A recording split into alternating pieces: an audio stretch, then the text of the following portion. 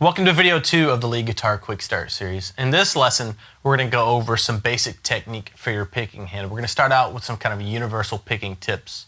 Then we're going to learn all about downstrokes and upstrokes. Once we have those two things down, we're going to put them both together, downstrokes and upstrokes, for something called alternate picking. That's really important. All of the things we're going to discuss here are really critical for your career as a guitarist because you want to make sure you get started on the right foot and don't develop any bad habits for your picking hand. Let's just get started talking about the type of pick you're going to be using. Now, I would recommend to you as a newer guitar player or newer lead guitar player that you start with just a regular shaped medium pick. That way you can kind of get a feel for it and just decide if you want to go thicker or thinner depending on your own personal preference and the style of music you're going to be playing. Personally, I like a bit of a thicker pick just because of the type of music I like to play and the style I've developed over the years. But take some time, experiment with picks, and find out what works best for you. The first kind of universal strumming tip that I want to give you is to relax. A lot of guitar players tend to tense up because they're just concentrating on picking so hard that they don't realize that they're tensing up. That's bad for two reasons. Number one, it makes your playing less efficient.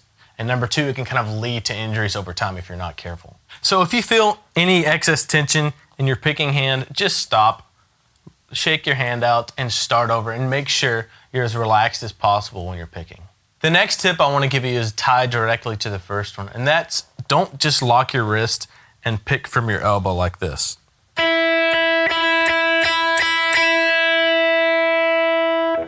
Again, this can be really inefficient and it can hurt your elbow after a while if you're not careful. A lot of newer guitar players do that. They tend to lock their wrist, pick from their elbow, and use all downstrokes. So don't let that be you. Make sure to relax and get some of your wrist in there too.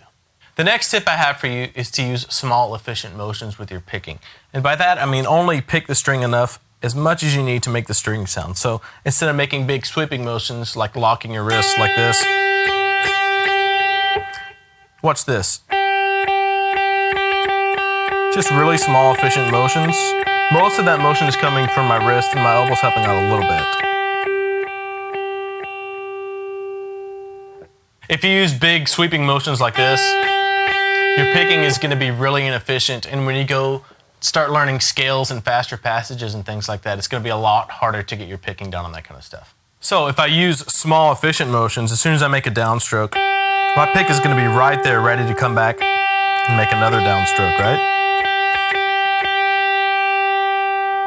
So let's talk about pick grip for now, and we're kind of getting into the area of subjective picking technique, but that's okay. There are no rules. You're going to have to experiment with your pick grip and find out what works for you. Generally, stick your pick out there facing that way. That way, if you're watching the video, stick your thumb on it as comfortably as you can, and then just come down on it with your finger. Now, depending on your hand and what's comfortable for you, your finger may be curved in like this, it may be more straight like this, or maybe the complete other way around. It doesn't matter. I've seen great players use all different kinds of pick grips. You're just gonna have to experiment with what works for you and what you're comfortable with.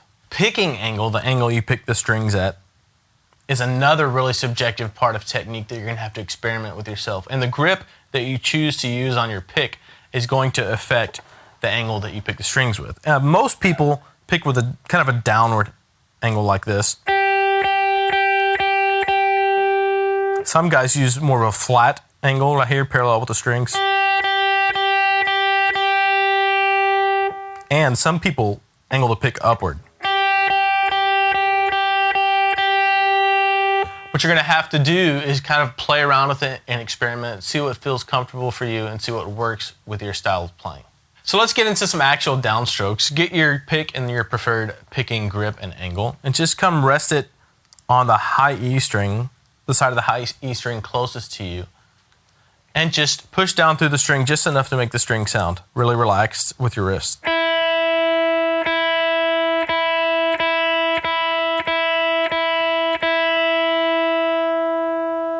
So do that over and over again, remembering all the tips we've talked about for your picking so far. And this may take days, weeks, months, years to develop. I still work on my picking all the time. That's okay. Just start getting comfortable using downstrokes. Another thing that you're going to want to do is make sure to practice your downstrokes on all 6 strings, because the thin strings feel way different than the thick strings as far as picking downstrokes. So take some time on every practice session for the next while.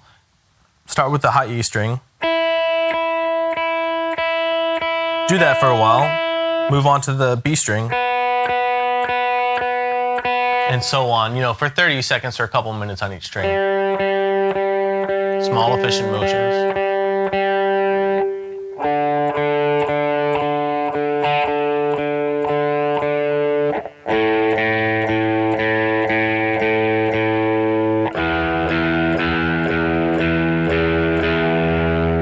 You're also going to want to experiment with where you hit the strings. I'm pretty consistent as far as where I hit the strings.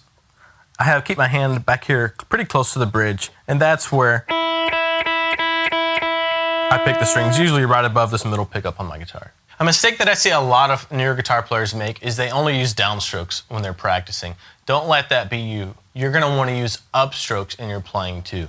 So take your pick and place it on the high E string again, but this time place it on the side that's closest to the floor. And just pull up. Kind of twitch your wrist up. Just enough to make the string sound. Keep it relaxed and efficient. So remember all those tips. Stay relaxed, use small, efficient motions. And when you add this into your practice time, don't forget to do that on all 6 strings, because again, all the strings feel different because they're different thicknesses, right? So start on the high E string. Go on to the B string. Spend a good minute or 2 on each string. All the way down to the E string.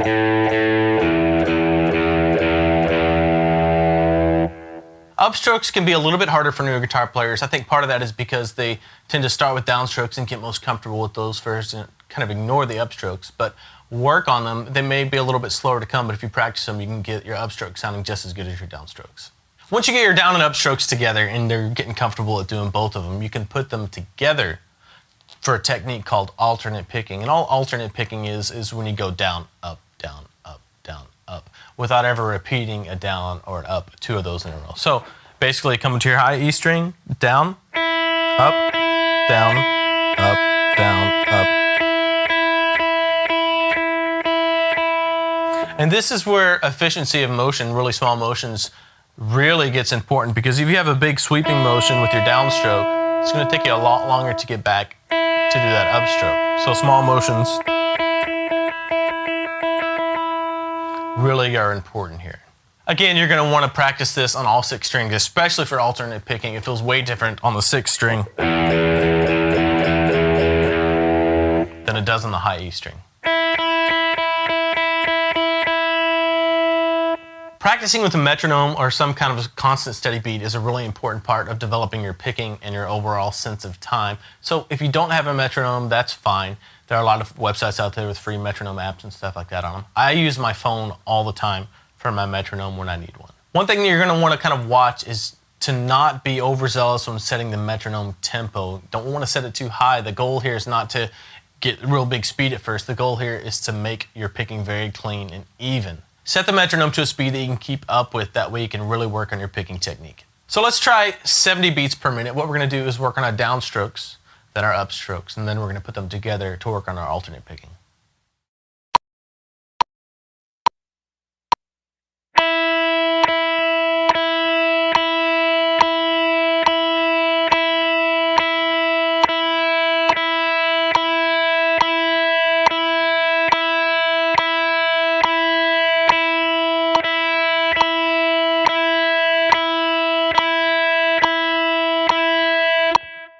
This can be really challenging, but it's really worth the work. Don't get discouraged if you're not great at it right away. Doing exercises like this and developing your timing can really take you from just an average guitar player to someone that people really notice and say, that guy's really been working on his timing. I still work on my picking all the time on a regular basis too. Try to remember everything we've talked about in this lesson as we go through the rest of the videos in the lead guitar quick start series. In the next lesson, we're going to put everything that you've learned about your left and right hand techniques together to play through your first scale, the major scale.